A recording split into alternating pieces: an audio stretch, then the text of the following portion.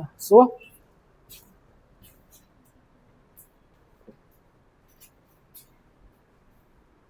तो आज हम देखेंगे अडेप्टेशन। तुम नए आए हो, व्हाट्स योर नेम?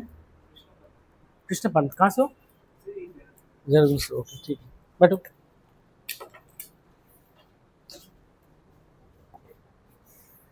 ठीक है, तो कल हमने देखा था डेजर्ट इकोसिस्टम, ठीक है, कुछ समझ आया था डेजर्ट इकोसिस्टम में? असल में आज हम देखेंगे डेजर्ट बायोम में एनिमल्स और प्लांट्स की क्या क्या अडेप्टेशंस होती है। समझ आ गया? हम क्या देखेंगे आज? अडेप्टेशंस, ठीक है। सो जो आज हमारा टॉपिक है लिखेंगे इसमें हम अडेप्टेशंस ऑफ डेजर्ट वेजिटेशन। तो अडेप्टेशन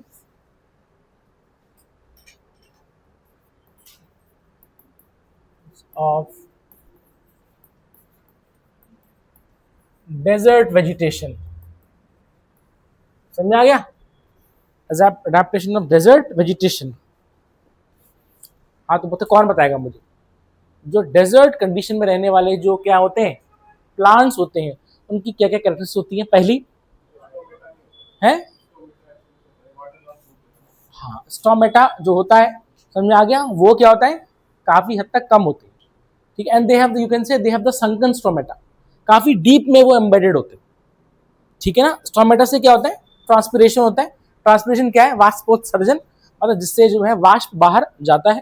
तो इन द डेजर्ट वेजिटेशन क्या हो रहा है, हम देख रहे हैं कि अगर स्टोमेटा होगा, सरफेस पे होगा, ठीक है, तो क्या होगा, अगर वो सरफेस पे है तो वो क्या करेगा, वो वाटर लॉस करवाएगा। मेरी बात में आ गई? वाटर लॉस करवाएगा, ठीक है। तो क्या होगा, पहली बात, संकन स्टोमेटा, मतलब जो है स्टोमेटा काफी अंदर अंदर तक होंगे, धंसे होंगे, ठीक है ना। दूसरी बात क्या होगी, लीव्स का सरफेस एरिया बहुत कम होता है, एंड क्या होता है, और वो ऐसे चौड़े पत्तों की जगह स्पाइंस में कन्वर्ट हो गए होते हैं। मेरी बात में आ गई? तो क्या होगा, उनमें क्या होगा, आपके थॉर्न्स होंगे, समझ आ गया? Is it clear? तो उनकी कैरेक्टरिस्टिक्स क्या होगी, थॉर्नी कैरेक्टरिस्टिक्स होगी उसकी, कांटेदार कांटे। तो जितना हम देखेंगे कांटे का सरफेस एरिया तो कितना बिल्कुल जो पॉइंटेड है, तो इससे क्या होगा, मिनिमम वाटर लॉस होगा। और क्या हो सकता है, उनकी जो रूट्स होंगी वो बहुत ही डीपली अंडरग्राउंड में जाएंगी, क्यों? जिससे कि वाटर, हाँ, वाटर का सोर्स मिल सके कुछ ना कुछ। तो उनके they have the long roots. Is it clear Nandini? समझ आ रहा है? मुझे लग रहा समझ आ रहा है। So they have long roots, and why they have long roots? In search of water, पानी की तलाश में। जैसे तुम पानी की तलाश में यहाँ वहां फिर रहे हो, तो वैसे जो है अब तुम तो यहाँ मूव कर सकते हो, मेरी बात समझ गई, लेकिन प्लांट बेचारा क्या करेगा, तो वो जो है वो रूट्स उसकी मूव करती है, तो उनकी long roots. Is it clear? ठीक है, तो उसमें लिखेंगे हम सबसे पहली बात लिखें, दे हैव संकन स्टोमेटा। पहला, they have sunken stomata. Stomata अंदर तक धसे होते हैं, स्टोमेटा अंदर तक धसे होते हैं, ठीक है। इसी क्या, and they have thick cuticle, and they have thick cuticle. अच्छा, क्यूटिकल क्या करेगा, थिक क्यूटिकल होगी तो क्या, वाटर लॉस कम से कम होगा। लेकिन ये इनमें क्यूटिकल की परत मोटी होती है, इनमें क्यूटिकल की परत मोटी होती है, ठीक है, to reduce water loss, to reduce water loss, to reduce water loss, जिससे कि क्या हो, हाँ, पानी कम खर्च हो। Point number 2, they have thorns in it, they have thorns in it। लिखेंगे, यह वनस्पति कांटेदार होती है, यह वनस्पति कांटेदार होती है, लिख दिया। Third one, they have extensive root system, they have extensive root system to tap underground water, extensive root system to tap underground water. भूमिगत जल का दोहन करने के लिए, भूमिगत जल का दोहन करने के लिए व्यापक जड़ तंत्र होता है, व्यापक जड़ तंत्र होता है। समझ में आ गया? जड़ तंत्र होता है। अच्छा, जिसे तुम देखते होंगे कैक्टस, समझ में आ गया? तो वो ऐसे स्पाइन से विजिट किया तो क्या है, वो बहुत ही फ्लैशी होता है, उसके अंदर क्या है, बहुत ज्यादा वाटर स्टोर्ड है। अगर तुम उसको काटोगे तो तुम देखोगे बहुत ज्यादा पानी स्टोर्ड रहता है ना? ठीक है, ये कितनी खुश हो रही है मतलब ठीक है, बात समझ आ गई? ठीक है, इतनी खुशी तो किसी को 1 करोड़ रुपए मिलने पर भी नहीं हुई। ठीक है, सो क्या होगा कि अगर आप उसको कट करेंगे तो क्या देखेंगे, बहुत ज्यादा पानी। अच्छा, उसमें पानी कहां से आया? पानी कहां से आया? कहीं से तो आया होगा। हाँ, जो कभी कभार बारिश हो रही है या ओस पड़ती है, सुबह सुबह के वक्त तुम देखोगे 4-5 बजे को ओस पड़ती है, तो वो उस ओस को अब्जॉर्ब करता है, और उस ओस को अब्जॉर्ब, ड्यू, समझ में आ गया? माउंटेन ड्यू नहीं, ओस को अब्जॉर्ब करेगा, समझ आ गया? बिल्कुल माउंटेन ड्यू है। ठीक है, सो अब्जॉर्ब करेगा और उसको क्या करेगा, स्टोर करेगा। तो उनके जो स्टेम्स होती है दे हैव, ठीक है ना, दे हैव फ्लैशी स्टेम्स। मेरी बात में आ गई? ठीक है, और you can say succulent stem to store water, पानी को स्टोर करने के लिए। समझ में आ गया? ठीक है, तभी जो है कैक्टस में हम देखेंगे काफी लंबे समय तक पानी डालने की जरूरत नहीं पड़ती। हालांकि तुम तो उत्तराखंड में भी घर में हमारे बोल जाते हैं, लेकिन वो क्या है, इसका एक नेचुरल हैबिटेट नहीं है। मेरी बात समझ आ गई? नेचुरल हैबिटेट कहाँ होगा इसका? जो डेजर्ट रीजन होगा तुम्हारा, ठीक है, वहां पर। तो लिखेंगे इसमें, these plants have fleshy, these plants have fleshy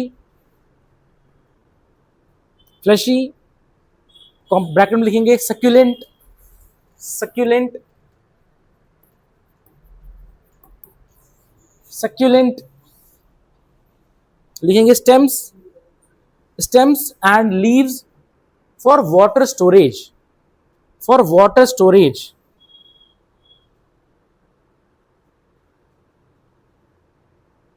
लिखेंगे पानी के लिए, पानी के लिए तने रसदार, तने, सॉरी, पानी के लिए तने और पत्तियां रसदार होते हैं। मेरी बात समझ गई? नेक्स्ट सुने, जब बहुत ज्यादा हम देखते हैं कि पानी की कमी है, समझ में आ गया, तो ये क्या होते हैं, दे लाई डॉर्मेंट, मतलब ये सो जाते हैं और तब तक का वेट करते हैं जब तक कि बारिश ना हो जाए या हम देखते हैं कि प्लेंटी ऑफ वाटर अवेलेबल ना हो। तो दे लाई डॉर्मेंट मतलब सो जाएंगे वो, तो उनकी मेटाबॉलिक एक्टिविटी काफी हद तक कम हो जाती है। ठीक है, तो लिखेंगे इसमें, plants lie dormant for years, plants lie dormant for years until rain falls, until rain falls। वर्षा होने तक, वर्षा होने तक लिखेंगे कई, वर्षा होने तक लिखेंगे कई वर्षों तक यह वनस्पति निष्क्रिय रहती है, निष्क्रिय रहती है। मेरी बात में निष्क्रिय रहती है। नेक्स्ट लिखेंगे, नेक्स्ट अडाप्टेशन, लिखेंगे अडाप्टेशन। देखिए हमने यहां क्या पढ़ा था, अडाप्टेशंस ऑफ डेजर्ट वेजिटेशन, और अब हम पढ़ेंगे अडाप्टेशन डेजर्ट एनिमल्स। ठीक है, अडाप्टेशंस ऑफ डेजर्ट एनिमल्स। ठीक है, ठीक, देखें तो डेजर्ट एनिमल में एग्जाम्पल क्या है, कैमल है, समझ में आ गया? It is called as ship of the desert. क्यों बोलते हैं शिप? शिप यातायात ट्रांसपोर्टेशन के लिए। और जिस तरह से सुने जिस तरह से जो है समुद्र में लहरें उठती है, समझ में आ गया, उसी तरीके से हम देखते हैं कि क्या होता है, सैंड ड्यून्स होते हैं। मेरी बात समझ में गई? इसलिए ध्यान देना, उसको पानी का जहाज कहा गया। समझ में आ गया? पानी का, सॉरी पानी जहाज नहीं, कैसे, रेगिस्तान का जहाज कहा गया है। समझ में आ गया? तो मतलब ये है कि जहाज का मतलब पानी में होने वाला। तो जैसे लहरें उठ रही हैं, कभी ये मतलब कैसे स्टैटिक नहीं रहती, उसी तरीके से जो सैंड ड्यून्स है वो क्या करते हैं, मूव करते रहते हैं यहाँ से वहां, तो उस पे जो है चलने वाला जहाज। समझ में आ गया? अब इनकी कैरेक्टरिस्टिक्स क्या है? सबसे पहली बात है कि वो कल हमने देखा था कि दो तरह के कैमल थे। कौन सा बताओ भाई? कैमल दो तरह का था, एक तो अरेबिक था, दूसरा बैक्ट्रियन कैमल था। बैक्ट्रियन कैमल था तो अरेबिक कैमल ए, समझ आ गया, बी, तो मतलब वन हम्प, और बैक्टीरिया में दो हम्प। इसमें क्या होता है, वाटर और फैट स्टोर्ड रहता है। मेरी बात समझ गई? वाटर, फैट, न्यूट्रिएंट्स सारे स्टोर्ड रहते हैं। तो उसमें क्या है कि बहुत ही कम पानी में क्या करेगा, मतलब ये सरवाइव करता है। तो ये अपने हम्प में वाटर और फैट को स्टोर करेगा। अच्छा, फैट कहाँ से मिला उसको? तो उसने फूड खाया, पत्तियां होती जो भी खाई, उसकी बॉडी क्या करेगी, उसको फैट की फॉर्म में स्टोर करेगी। समझा? In the hump. समझ में आ गया? ठीक है ना? ये तो हम देखेंगे कि महीनों तक अगर पानी नहीं मिल रहा है, खाना नहीं मिल रहा है, तो जो है इसकी बॉडी क्या करेगी, इस हम्प से धीरे धीरे कर करके वो जो क्या होगा, जो फैट है उसको बर्न करेगी और एनर्जी सप्लाई करती रहेगी। मेरी बात समझ गई? ठीक है ना? तो ये चीज ठीक है। दूसरी बात क्या है?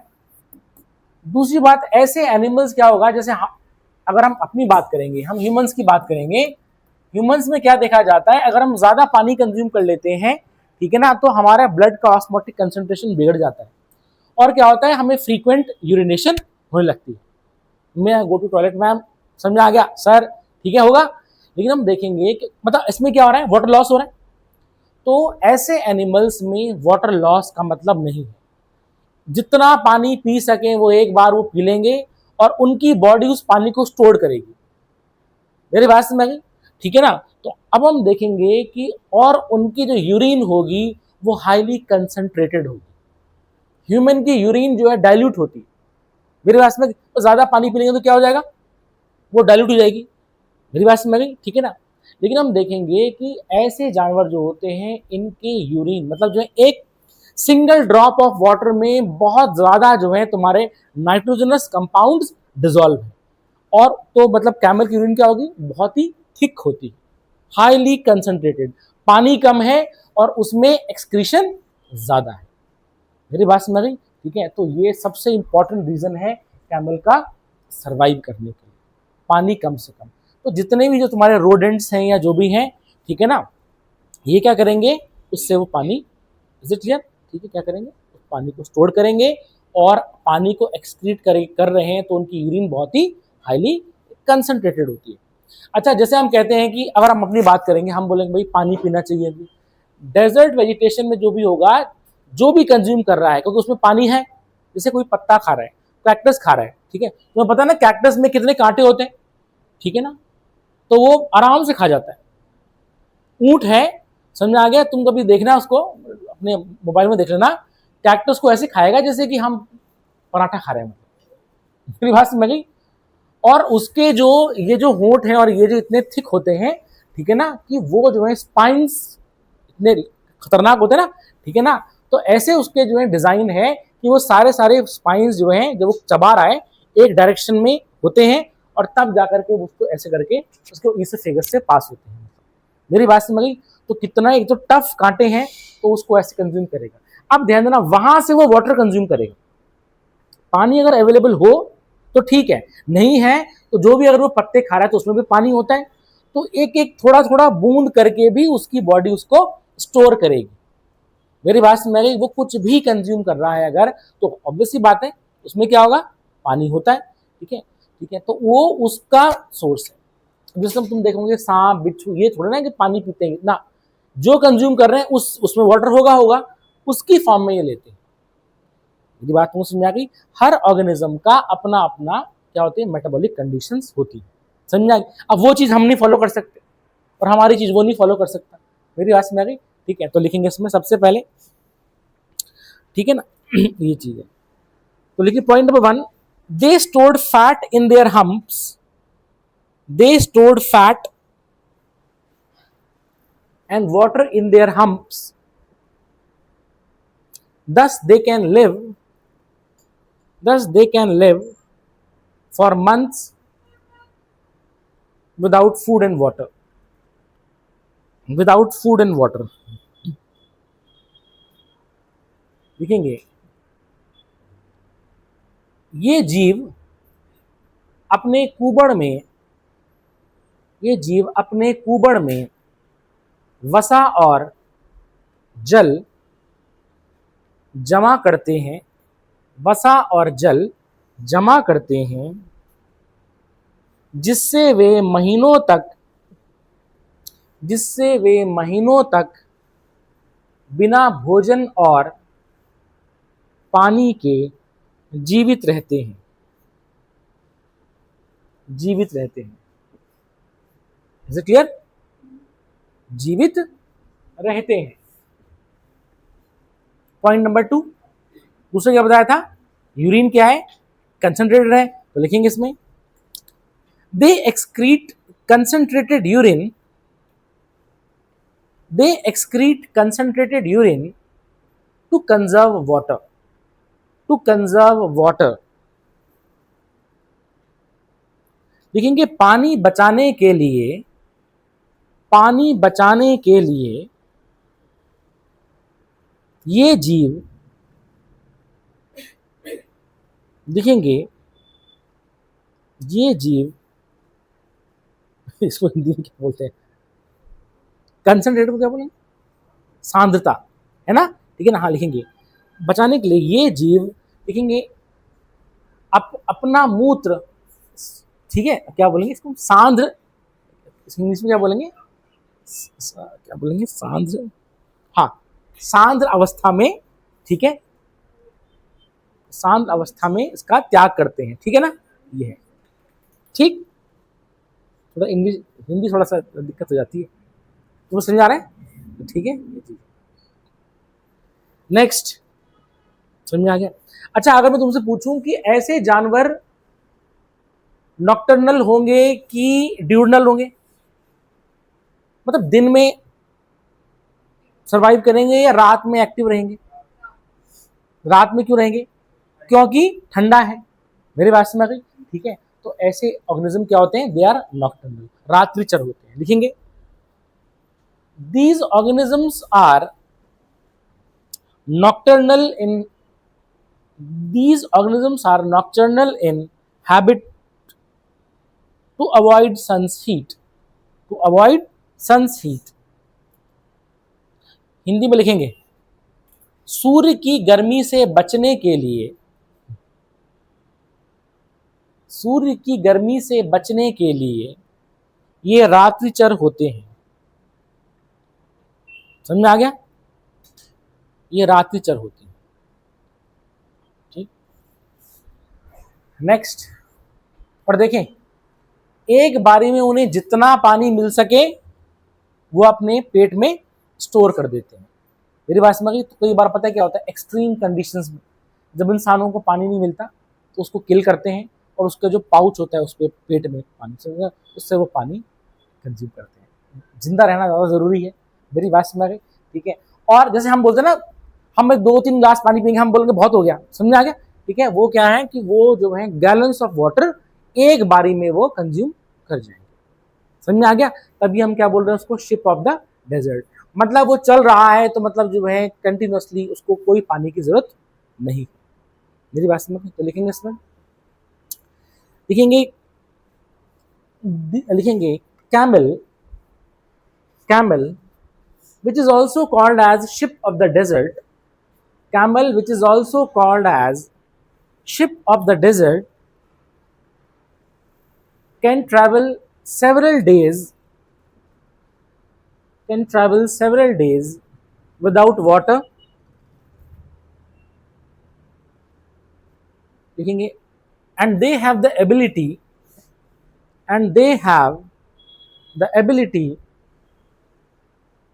to drink gallons of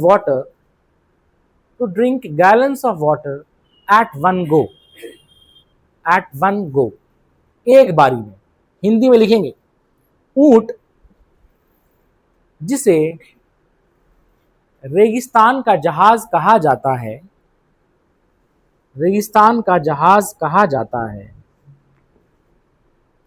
बिना पानी के एट वन गो. ठीक है, ठीक, पता चल जाता मुझे तो क्या तुम सोच रहे हो, अंतर्यामी हूं मैं. ठीक है, लिखे, क्या लिखा, बिना पानी के कई दिनों तक यात्रा कर सकता है और एक बार लिखेंगे, और एक बार में कई गैलन पानी पी सकता है,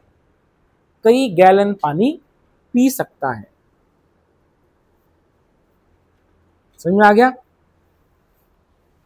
ठीक है, ये चीज है. क्लियर.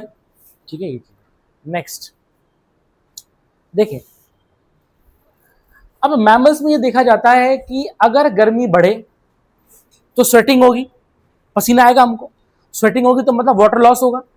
ठीक है, अब हम देखेंगे कि कैमल्स की कुछ प्रजाति ऐसी हैं कि अगर बाहर गर्मी हो रही है तो उनका बॉडी टेम्परेचर, वो अपना टेम्परेचर डाउन करेंगे.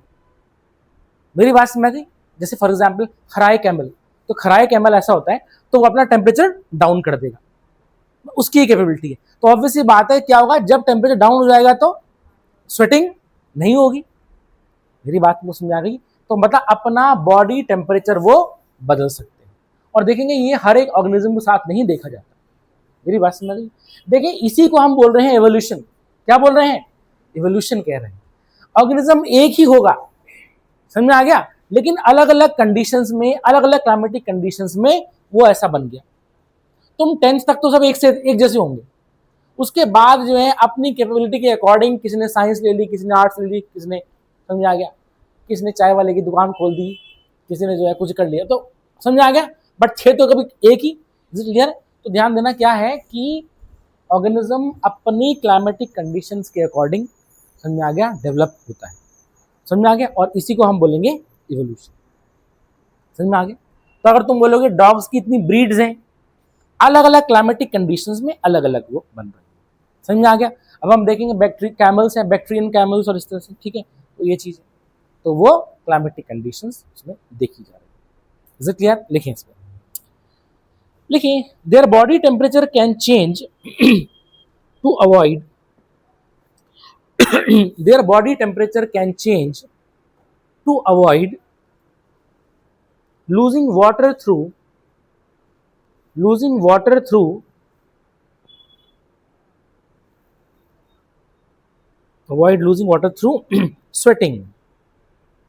sweating. तो लिखेंगे ब्रैकेट में खराई कैमल, खराए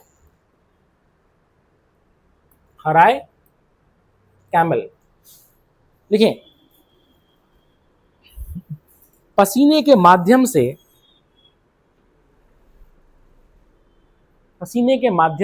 पानी की हानि से बचने के लिए शरीर का तापमान बदल सकता है. तो लिखेंगे ब्रैकेट में खराए ऊंट. ठीक है, ये है. तो इज इट क्लियर. तो ये है तुम्हारे क्या अडाप्टेशंस, किस चीज के, एनिमल्स और प्लांट्स के. मेरी बात समझ गई. तो नेक्स्ट टॉपिक. ठीक है, ये चीज इज योर. अच्छा, ये था हमारा क्या, ये था हमारा बायोम, मतलब बायोम टॉपिक था. Is it clear. Terrestrial part of the ecosystem is termed as biome. उसको हम क्या बोलते हैं, बायोम. जो लैंड पार्ट है इकोसिस्टम का, उसको हम क्या बोलेंगे, बायोम. और मुझे बताओ, बायोम वेरी क्यों कर रहा है,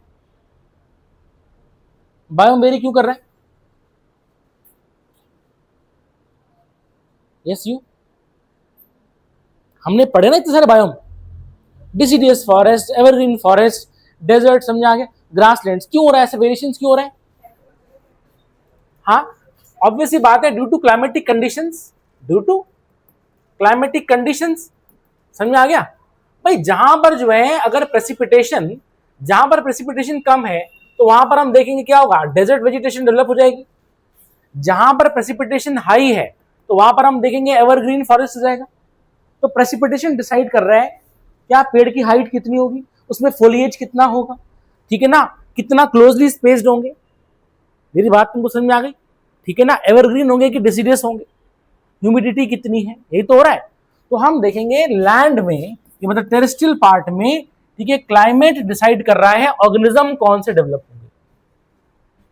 इज इट क्लियर, समझ में आ गया? ये तो ये तो था हमारा टेरेस्ट्रियल पार्ट। तो टेरेस्ट्रियल पार्ट इकोसिस्टम का कहलाया जाता है, क्या कहते हैं इसको हम, बायोम कहते हैं। लेकिन अब हम चलेंगे पानी के अंदर, क्या चलेंगे, पानी के अंदर। अब तुम जमीन पे बहुत रह ली, अब तुम पानी के अंदर चलो, ठीक है। अब लेकिन पानी के अंदर क्लाइमेटिक वेरिएशंस नहीं है, पानी में ये नहीं कि क्लाइमेट चेंज हो रहा है ना। तो पानी के अंदर ध्यान देना, मतलब एक्वेटिक, इज इट क्लियर? सुनो सबसे पहले एक मिनट देखें, वाटर में, दिस इज वाटर, ठीक है, हम देखेंगे टेम्परेचर वेरिएशन उतना इंपॉर्टेंट रोल प्ले नहीं करता है, क्योंकि पानी मोर और लेस उसका टेम्परेचर बराबर रहता है। ऐसा नहीं है, चेंज होता है थोड़ा बहुत मोर और लेस, बट इतना फ्लक्चुएशंस नहीं है जितना कि लैंड में है। तो दिन में तो सड़ी गर्मी पड़ रही है, रात को बिल्कुल सड़ी ठंड पड़ रही है, ऐसा नहीं हो सकता है। तो पानी क्या होगा, इक्वेबल रहेगा, ठीक है। तो उसका मतलब पहली बात है वाटर में, ठीक है ना, टेम्परेचर जो वेरिएशन है, टेम्परेचर वेरिएशन उतना ज्यादा रोल प्ले नहीं करेगा। हाँ, अनलेस एंड अनटिल बहुत ज्यादा वेरिएशन हो गया। फॉर एग्जाम्पल जैसे कि नदी है, ठीक है, नदी जा रही है, उसमें ऑर्गेनिजम्स हैं, और हमने क्या कर दिया, हमने जो है अपने पावर प्लांट से सुपर हीटेड स्टीम से जो हमने टरबाइन तो रन कर दी, अपनी चला दी सुपर हीटेड स्टीम। अब उससे क्या है कि वो टरबाइन गई और उसके बाद वो पानी बन गया, लेकिन वो पानी खौलता हुआ पानी होता है। अब हम क्या करते हैं, इसको खौलता हुआ पानी, गर्म पानी हम नदी में छोड़ देते हैं। मेरी बात समझिए। तो क्या होता है कि जहां पर वो आ रहा है, जैसे सपोज करो ये रिवर है, ये रिवर है, तो यहां पर जो है ऐसा जो वाटर सिस्टम हो गया, यहां पर ये चीज है। अब तुम देखोगे जो ये गर्म पानी है, तो ये इस रीजन का जो है टेम्परेचर, इस नदी का टेम्परेचर, पानी का टेम्परेचर एकदम से बदल जाएगा। मेरी बात समझ गई? और ये नेचर में ऐसा देखा नहीं जाता है। ये क्या जाता है, इंसानों की वजह से, एंथ्रोपोजेनिक एक्टिविटीज की। पावर प्लांट हम रन कर रहे हैं, समझ में आ गया, ठीक है। जैसे कि तुम देखो न्यूक्लियर पावर प्लांट हो गया, तो न्यूक्लियर पावर प्लांट में हम क्या करते हैं कि हम एक न्यूक्लियर फ्यूल लेते हैं, ठीक है ना, ये है, उससे हम एनर्जी बनाते हैं। और एनर्जी कैसे बनाते हैं, ठीक है ना, बम्बार्डमेंट कराया हमने उसको, और क्या किया, उससे हीट जनरेट हुई, हीट जनरेट हुई, तो वो हीट जो है हमने पानी छोड़ा। मेरी बात समझ में, पानी हमने मतलब उसको लिया, बड़े बड़े बॉयलर्स होते हैं, तो पानी लिया तो वो गर्म होगा पानी, समझ में आ गया, उससे स्टीम बनेगी, ठीक है, स्टीम बनेगी। स्टीम जो है तुम्हारा टरबाइन की ब्लेड्स पे पड़ेगी और वो घूमने लगेगा। मेरी बात में ऐसे जनरेट होती है, ठीक है। तो टरबाइन क्या कर रहा है, तो टरबाइन की ब्लेड जो है तुम्हारी घूमेगी, और हम देखेंगे क्या होगा, एसी जनरेशन होगा, एसी जनरेट होगा, ठीक है। अब क्या होता है कि वो जो सुपर हीटेड स्टीम है, उसने तो क्या किया, एक तो टरबाइन की ब्लेड घुमा दी, दूसरा क्या है कि वो ब्लेड घुमाने के बाद अब कहां जाएगा, नॉर्मल पानी बनेगा। अब क्योंकि उसका टेम्परेचर ज्यादा रहता है, और हम क्या करेंगे, हम इसको यहां छोड़ देंगे, तो नदी में बहुत ज्यादा वेरिएशन आ जाता है, समझ में आ गया, गर्म पानी आ रहा है, तो क्या होगा, तब जानवर मरने लगेंगे। मेरी बात समझ गई, ठीक है। इसलिए हम कहते हैं कि इसको हम बोलते हैं, तुमने सुना होगा इकोलॉजी के टर्म में, थर्मल पॉल्यूशन, सुना है तुमने? इसको हम क्या बोलते हैं, हाँ, थर्मल पॉल्यूशन।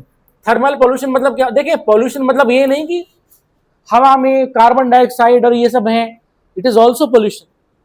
लेकिन पॉल्यूशन सब्सटेंस से भी हो सकता है और एनर्जी से भी हो सकता है।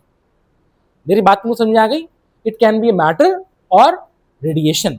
मेरी बात में, अब तुम बहुत तेज गाने चला रहे हो, तुम डीजे बज रहे हैं, मेरी बात समझ आ गई, ठीक है, बिल्कुल 4 बोतल वोट का काम मेरा रोज का भयंकर तुम गाड़ी चला, और तुम ध्यान देना ये क्या है, दिस इज नॉइज, और इतनी नहीं बोलते, इतने डेसिबल से ज्यादा, और तुमने इतना बना दिया, तो ध्यान देना that is your sound energy.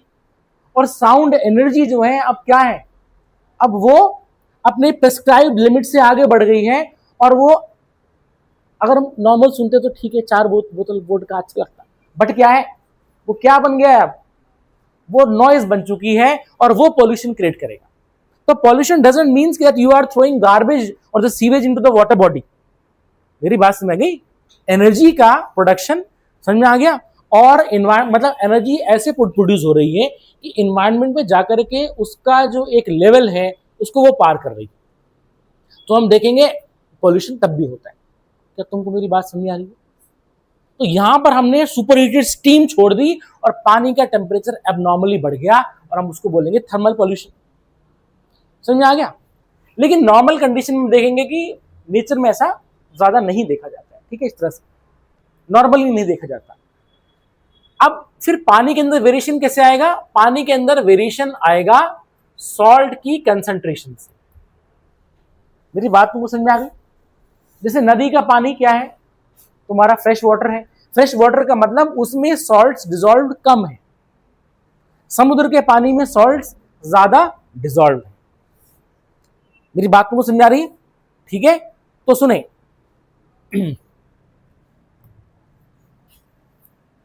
Terrestrial part में जिसको हम बायोम कह रहे थे, वहां पर क्लाइमेटिक कंडीशंस, ठीक है, ऑर्गेनिज्म को डिसाइड कर रही थी।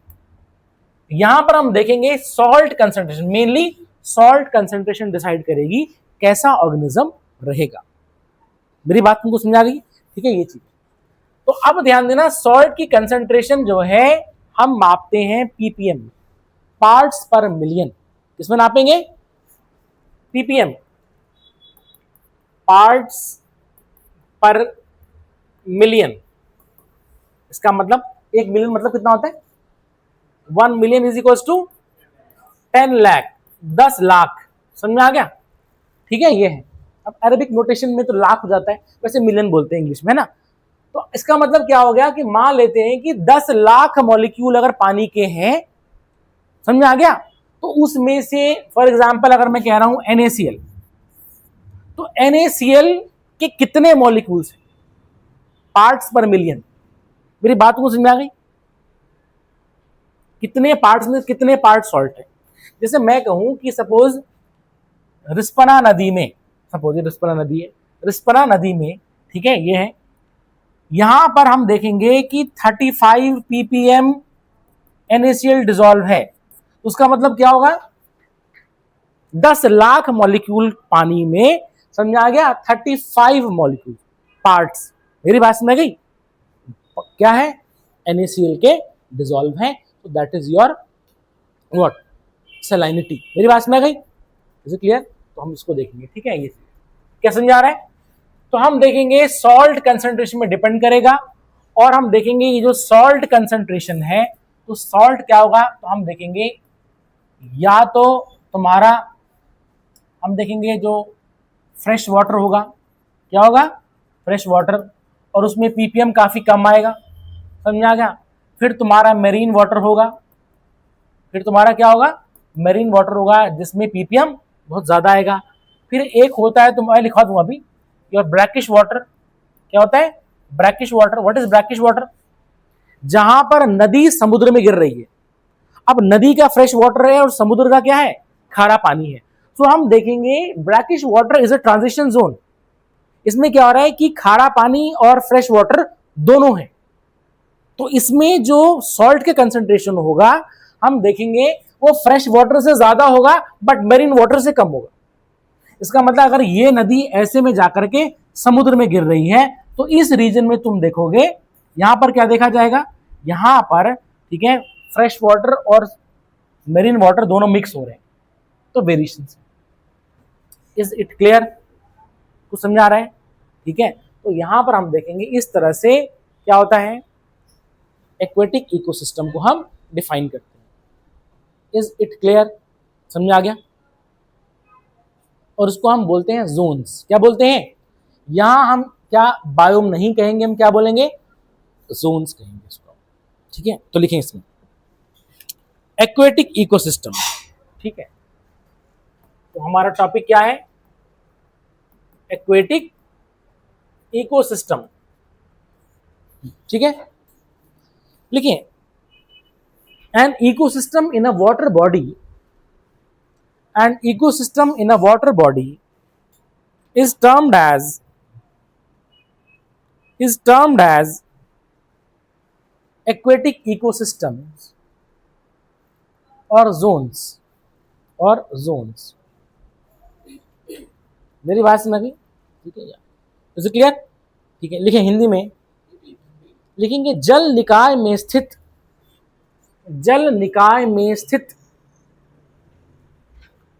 पारिस्थितिकी तंत्र को जलीय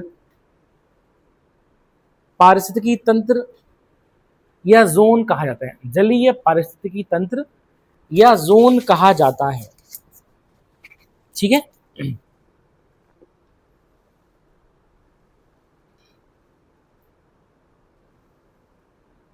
समझ में आ गया? ठीक है, ठीक, मेरी बात में आ गई? ठीक है, ठीक, अब लिखेंगे इसमें, लिखेंगे there are three types of aquatic ecosystem based on salt content, ठीक है, based on salt content। लिखेंगे लवण की मात्रा के हिसाब से जलीय पारिस्थितिकी तंत्र का वर्गीकरण। तो लिखेंगे पहला, फर्स्ट फ्रेश वाटर इकोसिस्टम, ठीक है। लिखें एग्जाम्पल, लिखेंगे इसका एग्जाम्पल क्या होगा? Rivers, lakes, ponds and springs, river, lakes,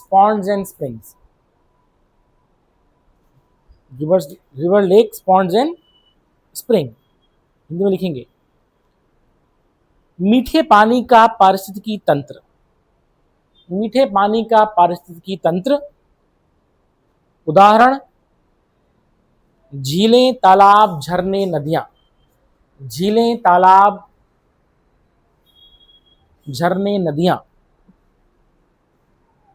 ठीक है, लिखेंगे नेक्स्ट मेरीन इकोसिस्टम,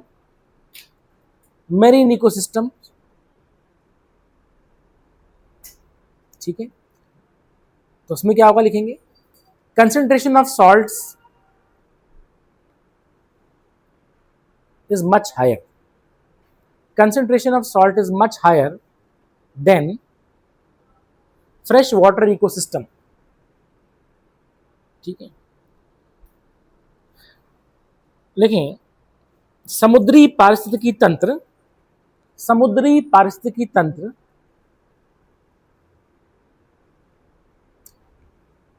देखेंगे, इसमें लवणों की सांद्रता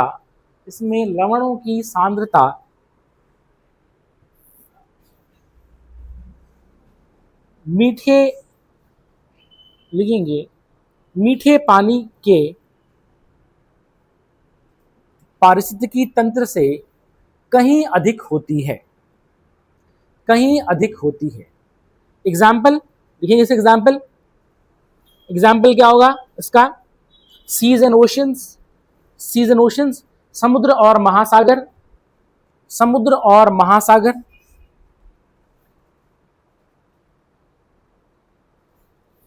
नेक्स्ट ब्रैकिश वाटर इकोसिस्टम, खारे पानी का पारिस्थितिकी तंत्र, ब्रैकिश वाटर इकोसिस्टम, ठीक है।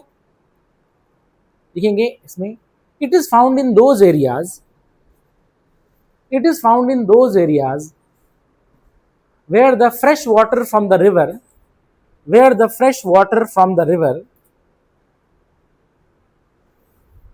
meets the marine water meets the marine water. Thus, the salinity level, thus the salinity level of this ecosystem is higher than freshwater ecosystem,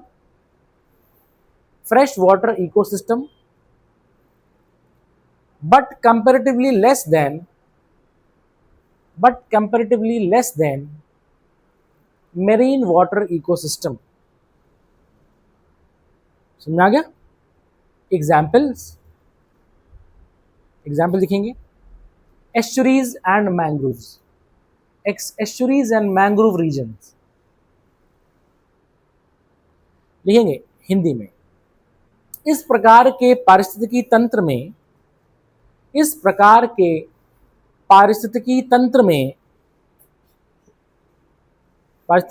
में लिखेंगे तंत्र में नदी का पानी समुद्र के पानी से जब मिलता है तो इस क्षेत्र में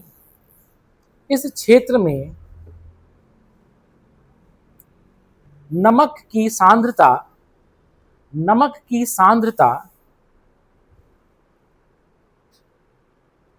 सांद्रता मीठे पानी के पारिस्थितिकी तंत्र से अधिक होती है, लेकिन समुद्र के पानी से कहीं अधिक कम होती है। उदाहरण के लिए एस्चुरीज और मैंग्रोव क्षेत्र,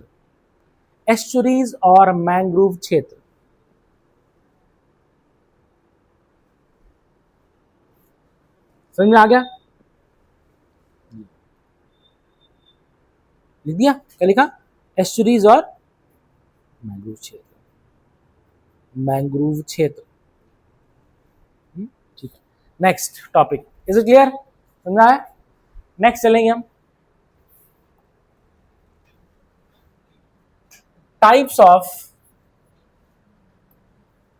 एक्वेटिक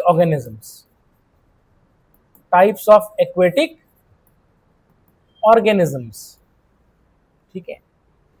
तो लिखेंगे टाइप्स ऑफ एक्वेटिक ऑर्गेनिजम्स, लिखें, ठीक। एक्वेटिक ऑर्गेनिजम्स, जलीय जीवों के प्रकार, ठीक है, ये चीज तो लिखेंगे। सबसे पहला, फर्स्ट सुनेंगे, न्यूस्टन। पहला है न्यूस्टन,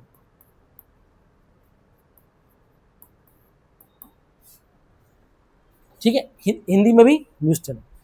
देखिए, मान लेते हैं ये पानी है,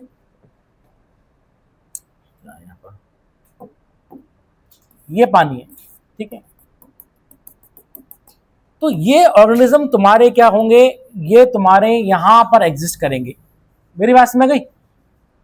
ये एयर है और ये क्या है? वाटर है। तो एयर वाटर के इंटरफेस पर पानी में भी रहेंगे, लेकिन एयर के कांटेक्ट में रहेंगे। और हम देखें क्या, क्योंकि जो है सनशाइन भी है, तो इसका मतलब सनलाइट भी इनमें पड़ती रहेगी। तो इस तरह के ऑर्गेनिज्म क्या करते हैं? ये तुम्हारे जो है फ्लोट करते रहते हैं सरफेस पर। तो ऐसे ऑर्गेनिज्म को हम बोलते हैं न्यूस्टन। क्या बोलेंगे? न्यूस्टन। ये कहीं पर अटैच्ड मतलब नहीं है, मतलब ये तुम्हारा ऐसे करके फ्लोट कर रहे हैं। मेरी बात समझ गई? तो मेन क्या है इनका? ये क्या है? ये एयर वाटर इंटरफेस पर रहते हैं, मतलब जो है पानी और हवा की सीमा जो है पे ये एग्जिस्ट करते हैं। समझ आ गया? तो लिखेंगे Newstone,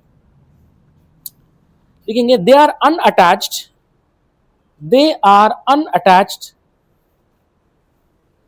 and lived at air water interface and lives at air water interface. Air water interface. देखिए example, floating plants, floating plants, ठीक है, फ्लोटिंग प्लांट्स एग्जाम्पल। पता क्या होगा इसका एग्जाम्पल? जैसे तुम्हारा सरगासो, सर या बल्कि सरगासम, ये एक तरह की वीड होती है, खरपतवार, पानी में होने वाली खरपतवार। Is it clear? वीड मतलब अनवांटेड क्रॉप जो ग्रो कर जाती है, ठीक है। और सरगासम बेसिकली वीड है, ठीक है, एल्गी में आती है हमारा, ठीक है। और वो तुम्हारे क्या है कि इतने ज्यादा वो तुम्हारे अटलांटिक ओशन में है, ठीक है, फ्लोट करती रहती है। अगर तुम अटलांटिक ओशन में कभी जाओ, समझ आ गया, तो तुम देखोगे कि अटलांटिक ओशन के एक पोर्शन में, समझ आ गया, जहां पर पानी तुम्हारा मूव नहीं कर रहा है, लगभग स्टैटिक है, वहां पर तुम्हें जो है हजारों किलोमीटर पानी में ये सरगासम तैरती हुई दिखाई देगी। प्लांट्स टाइप के हैं, ठीक है ना। ये तो इतनी ज्यादा है कि समुद्र का नाम ही पड़ गया सरगासो सी, सरगासो सागर। मेरी बात समझ आ गई? तो इसमें लिखेंगे हम example sargassum, it is a seaweed. सरगासम क्या है? उदाहरण के तौर पे लिखो। अच्छा तुमने लिखा नहीं अभी? अच्छा ठीक है, चलो पहले लिखेंगे। चलो एग्जाम्पल क्या है इसका? एग्जाम्पल है सरगासम, लिखेंगे it is a seaweed, ठीक है। और ये जनरली कहाँ है हम देखते हैं, किधर पाई जाएगी? यहाँ हम देखेंगे, लिखेंगे इसका एग्जाम्पल क्या है, सरगासो सी, ठीक है, in the Atlantic Ocean. Sargasso Sea कहाँ है? बल्कि एक बार क्वेश्चन पूछा हुआ था ये, ठीक है, पीसीएस में। सरगासो सी, ठीक है, कहाँ है? अटलांटिक ओशन में है। और सुने, नॉर्दर्न अटलांटिक ओशन में, नॉर्दर्न अटलांटिक ओशन में है। सुने, जैसे हम बोलते हैं ना आयोडीन नमक, आयोडीन का, है ना, तो बेसिकली क्या होता है, आयोडीन इन्हीं वीड से एक्सट्रैक्ट किया जाता है। समुद्री जो खरपतवार है ना, ये घास जो तैर रही है, तुमने देखा कैल्प्स, कई लोग जो है कैल्प्स खाते हैं, वो ऐसे ऐसे करके जो है, वो ऐसे करके रिबन लाइक स्ट्रक्चर होते हैं, वो हरे हरे टाइप के, पीले पीले टाइप के, इस तरह से हैं, लेकिन उसमें बहुत, समुद्र के पानी में बहुत ज्यादा आयोडीन है, नदी के पानी में आयोडीन नहीं होता है, समझ आ गया। तो वो एज ए सैलेड के रूप में कंज्यूम किया जाता है। और अगर तुम मतलब ये सी फूड या तो अगर तुम खा रहे हो, ठीक है, तो तुम्हें आयोडीन की जरूरत नहीं है, मतलब नमक में। अब क्या होता है कि, लेकिन क्या होता है, जो इनलैंड रीजन के जो लोग हैं, जैसे हम लोग हैं, समझ में आ गया, तो अब हम लोगों ने क्या होता है कि कंपनी क्या करती है, इस सीवीड को निकालती है और इससे एक्सट्रैक्ट करती है आयोडीन। मेरी बात में गई? आयोडीन एक्सट्रैक्ट करके तब जाकर के तुम्हारा वो नमक में वो मिलाती है। मेरी बात तुमको समझ में आ गई? ठीक है ना। जैसे एक पैकेट नमक में बस एक बूंद मिला दी, बस बहुत ही कम, क्योंकि ये माइक्रो न्यूट्रिएंट्स है, ये नहीं कि भर भर के दे रही है हमको। मतलब एक पैकेट नमक को तुम्हारी मुश्किल से एक या दो बूंद मिला दी और उसको थर्ली मिक्स कर दिया उसको, बस, क्योंकि बहुत ही कम चाहिए होता है। पूरी लाइफ टाइम में हमको आयोडीन कितना चाहिए होता है? अगर एक जो है स्पून है, आधा, हाफ स्पून, मेरी बात में गई, बस हमें आयोडीन चाहिए होगा, आधा चम्मच बराबर आयोडीन। मेरी बात में गई? और एक दिन में कितना, एक सुई होती है ना, सुई, सुई की नोक के पॉइंट में अगर मैं आयोडीन रखूंगा, उतना चाहिए होगा मुझे, बहुत कम। लेकिन हम देखते हैं कि वो भी नसीब नहीं हो पाता कई लोगों को, खासकर पहाड़ी क्षेत्रों के लोगों को, क्योंकि पहाड़ों में क्या है, जो नदी निकल रही है, वहां पर आयोडीन बहुत ही कम होता है या ना के समान होता है। इसलिए हम देखते हैं कि हिली रीजन्स में लोगों को ज्यादा गॉइटर की प्रॉब्लम देखी जाती है, थायराइड की प्रॉब्लम देखी जाती है। क्लियर? समुद्र रहने वाले से लोग हैं आसपास, जैसे कि तुम्हारे जो मछली कंज्यूम कर रहे हैं, या sea food, crabs, lobsters, prawns, तो वो तो फिर अच्छा खासा उनको आयोडीन मिल जाता है। क्या तुमको मेरी बात में आ गई नंदिनी? ठीक है, लिखो, लिखें, हिंदी में लिखेंगे, न्यूस्टन, इस प्रकार के जीव हवा और पानी के मध्य स्थित रहते हैं,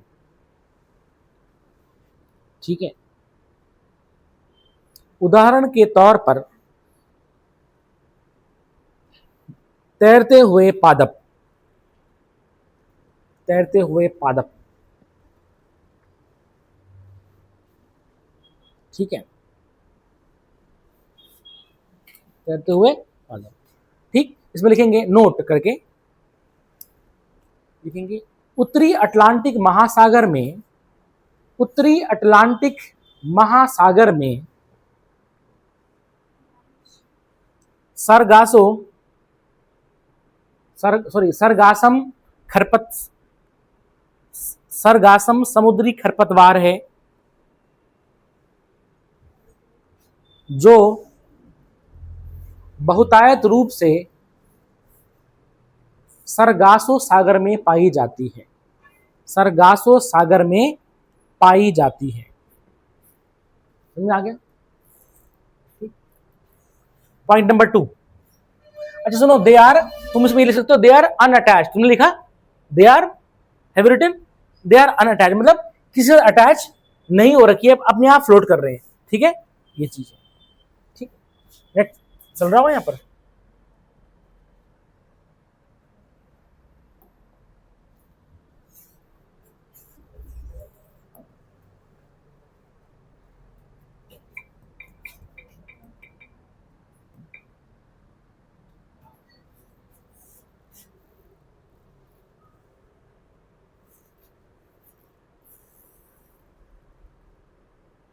नेट चल नहीं रहा, चल नहीं रहा,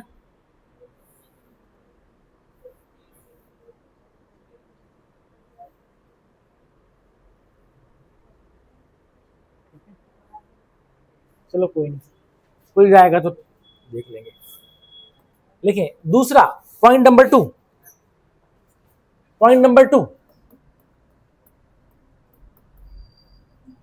पेरीफाइटन, पेरीफाइटन, पहला क्या था न्यूस्टन, दूसरा था पेरीफाइटन, पेरीफाइटन। सुने, पेरीफाइटन का मतलब हो गया, देखो फाइटन, फाइटा मतलब प्लांट, समझ आ गया, पानी में जो है जो तुम्हारे प्लांट्स हैं, समझ आ गया, सबमर्ज्ड प्लांट्स, उनके अगल बगल ये अपने को अटैच कर देते हैं। मेरी बात समझ गई? ऐसे ऑर्गेनिज्म क्या करेंगे, समुद्र में जो तुम्हारे फाइटन मतलब प्लांट्स हैं, सबमर्ज्ड प्लांट्स हैं, उनके अगल बगल, पेरीफेरी मतलब उसके अगल बगल वो तुम उसको सराउंड कर देते हैं, सो दे आर अटैच्ड। जो न्यूस्टन थे दे आर अनअटैच्ड, और ये ऑर्गेनिज्म पेरीफाइटन ये अपने को कहीं ना कहीं अटैच कर देंगे, जैसे कि कोई ब्रांच है तो उसमें अपने को अटैच कर देंगे। तो इसमें तुम्हारा एग्जांपल क्या होगा, कुछ एल्गी आ जाएगी तुम्हारी इसमें, तो लिखेंगे इसमें periphyton, they are attached to the stems, they are attached to the stems and they लिखेंगे and they are submerged in water, and they are submerged in water। Example लिखेंगे sessile algae, sessile algae, SESSILE, sessile algae. Sessile मतलब what is sessile English में? Sessile का मतलब होता है static, जो move नहीं करते, इसका ऑपोजिट होगा मोटाइल मतलब मोशन में, समझ आ गया? तो ऐसे शैवाल जो तुम्हारे की जगह स्टैटिक है, उसके एग्जांपल क्या है, सेसाइल एल्गी। लिखेंगे हिंदी में पेरीफाइटन, लिखेंगे यह जीव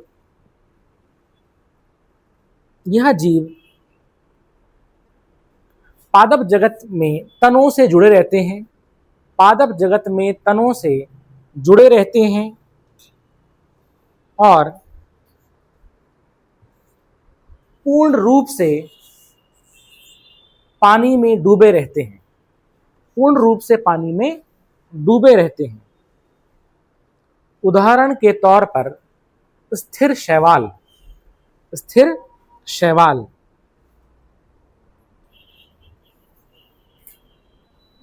इज इट क्लियर? ठीक है, नेक्स्ट प्लैंक्टन्स, प्लैंक्टन्स प्लवांक, ठीक है, and they have locomotive power, ये क्या करते हैं, दे हैव लोकोमोटिव पावर मतलब ये मूव करते हैं, तो लिखेंगे दे हैव लोकोमोटिव पावर, ठीक है। ठीक, लिखे इसमें। And they are also, they have the locomotive power and they are also submerged in water, and they are also submerged in water. लिखेंगे इनमें तैरने की शक्ति होती है और यह पानी में डूबे रहते हैं, और यह पानी में, ये देख रहे हो, ये देख रहे हो, ये समुद्र में ये तैर रही है, ये पूरा, ये दिस इज वीड, ठीक है। ये देखो, this is Sargasso Sea, this is Sargasso Sea. ये घास है, देखो दिख रही है, ये पानी है, ये हवा है, और इसके बीच में ये तुम्हें दिखाई दे रही है। Is it clear? ऐसे करके ये तुम्हारा क्या है, this is sargassum, sargassum seaweed, समुद्र में, समझ आ गया। ये ऐसे तैर रही है, देखो कहीं अटैच नहीं है। Is it clear? समझ आ गया, ठीक। तो इसमें लिखेंगे एग्जाम्पल इसका, तुमने लिख दिया। एग्जाम्पल क्या है इसका? Algae and crustaceans, algae and crustaceans, उदाहरण के तौर पर शैवाल और क्रस्टेशियन। उदाहरण क्या है? शैवाल और crustaceans. Next, nektons, point number 4, nektons. Nektons का मतलब जो स्विम करते हैं, समझ आ गया। तो सो दे आर पावरफुल स्विमर्स, तो लिखेंगे दे आर पावरफुल स्विमर्स, ये शक्तिशाली तैराक होते हैं। मेरी बात समझ गई? और कहाँ रहेंगे? पानी के अंदर रहेंगे, लिखेंगे दे लिव, तैराक होते हैं और यह पानी के अंदर रहते हैं, समझ आगे। And they live under water. Example क्या होगा?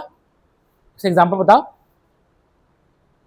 मछलियां, ठीक है, व्हेल जो भी है, ठीक है, फिशेस हो गए, ठीक है, शार्क जो तैर रहे हैं अच्छा खासा।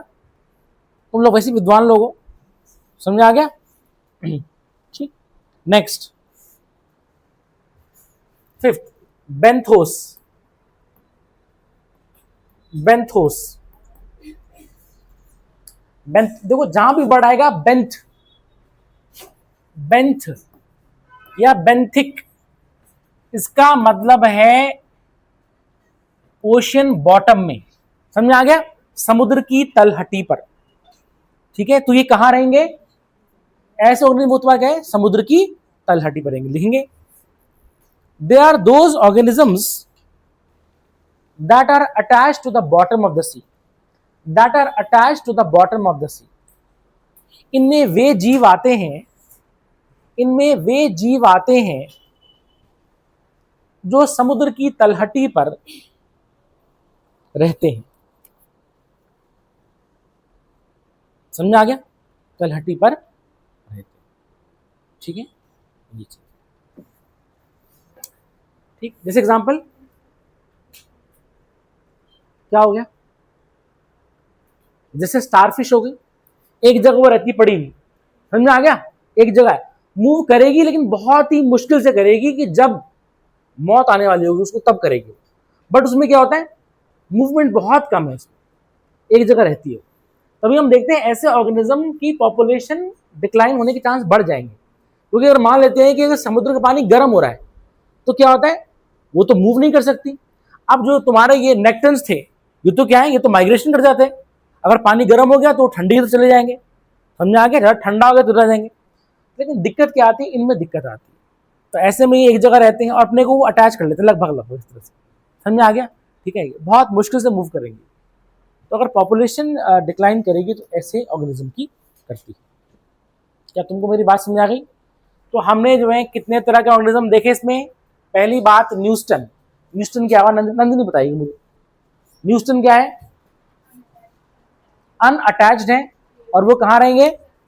सी, समुद्र और समुद्र और पानी के इंटरफेस पे, ठीक है ठीक है, देखो हवा और पानी के इंटरफेस पर रहते हैं। तो उसका एग्जाम्पल क्या हो गया ईशानी? है सरगासम, सीवीड, ठीक है ना। दूसरा क्या बताया था हमने? पेरीफाइटन। तो फाइटा वर्ड मतलब प्लांट, पेरी मतलब होगा अगल बगल। मेरी बात समझ गई? पेरीफेरी, पेरीमीटर, परिधि। Is it clear? तुम्हारा नाम परिधि है, समझ आ गया? पेरीमीटर आसपास। Is it clear? ठीक है, ये चीज है। तो मतलब दूसरा क्या हो गया? पेरीफाइटन, तो मतलब वो प्लांट्स में इस तरह से कहीं पर वो अपने को अटैच कर लेते हैं, ठीक है। तीसरा क्या है? प्लैंक्टन्स, ठीक है, लोकोमोटिव पावर होती है। हालांकि ध्यान देना, इतना वैसे लोकोमोटिव पावर तो इनकी भी है, लेकिन ये क्या है? They are powerful swimmers. लेकिन क्या होते हैं कि ये तुम्हारा ऐसे करके जो है हल्का हल्का मूव करते रहते हैं। Is it clear? ठीक है, ये चीज है। प्लैंक्टन देख लिया। देन वी हैव सीन नेक्टन्स, फिर बेंथोस, समुद्र की तलहटी पर ये रहेंगे। ठीक है, तो हमने यहां पर देखा 3 तरह के हमारे एक्वेटिक सिस्टम थे। पहला fresh water, marine and brackish. समझ में आ गया? ठीक है। अच्छा, ब्रैकिश वाटर सिस्टम कहां पाया जाएगा इंडिया में? डेल्टा जगह में। समझ में आ गया? जहां डेल्टा होगा वहां पर नदी क्या मिल रही है? समुद्र से मिल रही है। एग्जाम्पल बताओ कोई डेल्टा का। सुंदरबन डेल्टा, बस वही डेल्टा। और बस एक ही डेल्टा है इंडिया में, सुंदरबन। ठीक है, उसको छोड़ करके अगर ऑप्शन में नहीं रहा सुंदरबन तो क्या होगा? अरे और डेल्टा बताओ। अरे Godavari delta, Krishna delta, Kaveri delta, Pennar delta. समझ में आ गया? ठीक है, ये भी ध्यान देना। सुंदरबन का बस सब तुम्हें याद है? हाँ ठीक है, अच्छी बात है, याद है। लार्जेस्ट डेल्टा है, बट हम देखेंगे जो ईस्ट फ्लोइंग रिवर्स है वो डेल्टा बनाती है, और वेस्ट फ्लोइंग रिवर्स तुम्हारा एस्चुरी बनाती है। मेरी बात में समझ आ गई? जितनी भी इंडिया में जो नदियां हैं जो कि बे ऑफ बंगाल की तरफ आ रही हैं, समझ आ गया? So they will form delta, और एस्चुरी बनाएंगी west flowing river. Most of the rivers they form estuaries, west flowing rivers. मेरी बात में समझ में आ गई? ठीक है, तो कृष्णा है। अब ये तो तुम देखो, जैसे मान लेते हैं ये नदी है, ठीक है, ये हम पढ़ चुके हैं। अब नदी समुद्र में जब आएगी, डिपोजिशन करेगी मलबा, तो क्या होता है? समुद्र की तरफ जो है क्या दिखा जाएगा? सी की तरफ।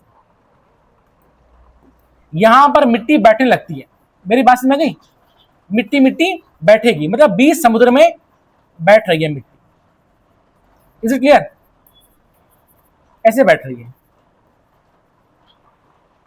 ठीक है, समुद्र में ही है। ठीक है, अब क्या होगा? जो समुद्र का पानी होगा, मतलब नदी का पानी है, वो ऐसे आ रहा है। ध्यान देना, एक ब्रांच तो यूं चली गई, एक ब्रांच यहां चलेगी, एक ब्रांच यहां चलेगी, एक इधर चलेगी, एक इधर चलेगी, इधर चलेगी। तो ऐसे में अगर नदी का पानी जो है कई भागों में बट रहा है, मेरी बात समझ गई? तो हम देखेंगे बट क्यों रहा है, क्योंकि यहां पर डिपोजिशन हो गया है। एंड दिस इज, ये जो डिपोजिशन है, इस चीज को हम बोलेंगे delta. So Ganga and distribute, Ganga जो है, ठीक है, गंगा, ठीक है, एंड योर ब्रह्मपुत्र। समझ में आ गया? तो हम देखेंगे गंगा जो है फरक्का के बाद वो डिस्ट्रीब्यूट कर देती है अपने को, और इसी तरीके से ब्रह्मपुत्र अपने को डिस्ट्रीब्यूट कर देती है इस तरह से, ऐसे करके। तो यहां पर बहुत सारी ऐसे डिस्ट्रीब्यूटरी तो ये डेल्टा बनाती है। तो they'll form delta. If the river is forming many branches towards the sea, then they'll form delta. But if the river is directly draining into the sea, मतलब नदी आई और सीधा समुद्र में चली गई, तो ये हम उसको बोलेंगे एस्चुरी। वहां डिपोजिशन नहीं होगा। समझ आ गया? सुनो, जरूर नहीं है कि डिपोजिशन ना हो, क्योंकि होता क्या है, कभी कभार थोड़ा बहुत डिपोजिशन होता है, तो हम देखते हैं 2 ब्रांचेस बन रही हैं। तो अगर 2 ब्रांचेस बन रही हैं तो भी उसको हम एस्चुरी बोल देते हैं, मोस्ट प्रोबेबली। समझ में आ गया? लेकिन अगर बहुत ज्यादा ब्रांचेस बन रही हैं तो उसको हम क्या बोल देंगे? हाँ, वो सुनो, ये जो ब्रांचेस हैं, इन ब्रांचेस को हम बोलेंगे डिस्ट्रीब्यूटरीज। Distributaries why? अच्छा, बट डिस्ट्रीब्यूटरी जो नदी में, मेन रिवर में नदियां मिलती हैं। डिस्ट्रीब्यूटरी, अगर नदी की एक डिस्ट्रीब्यूटरी है, मतलब the river is distributing itself, अपने को बांट रही है। क्यों बांट रही है? क्योंकि डिपोजिशन हो गया है, उसको हम बोलेंगे डिस्ट्रीब्यूटरीज। ओके, तो गंगा की डिस्ट्रीब्यूटरी इस तरह से है। ऐसे तुम्हारा ब्रह्मपुत्र की डिस्ट्रीब्यूटरी बनेगी, तो ऑब्वियसली पर डेल्टा बनेगा। Is it clear? डेल्टा तब बनेगा जब डिस्ट्रीब्यूटरी बनेगी। एस्चुरी कब बनेगी? जब रिवर डायरेक्टली समुद्र गिरेगी, जैसे कि वेस्ट फ्लोइंग रिवर्स। समझ आ गया? ठीक है, नर्मदा, तापी, जुआरी, मांडवी, तो जितने भी है तुम्हारे अल्लापूजा, भरतपूजा, जितने भी हैं ये सब क्या बना रही है? ये तुम्हारा एस्चुरी बनाती, एस्चुरी बनाएंगे मोस्टली वेस्ट। हाँ सुनो ना, वेस्ट साइड में जो है तुम्हारी एस्चुरी ज्यादा बनती है, समझ आ गया? और इधर तुम्हारा डेल्टा ज्यादा होता है, समझ आ गया? ये हम वर्ल्ड ज्योग्राफी में वैसे पढ़ चुके हैं। मेरी बात तुमको समझ आ गई? So class, that's all for today. So this completes your topic on types of aquatic organisms and types of aquatic ecosystem. मेरी बात तुमको समझ आ गई? इसको हम आगे कल कंटिन्यू करेंगे। That's all for today.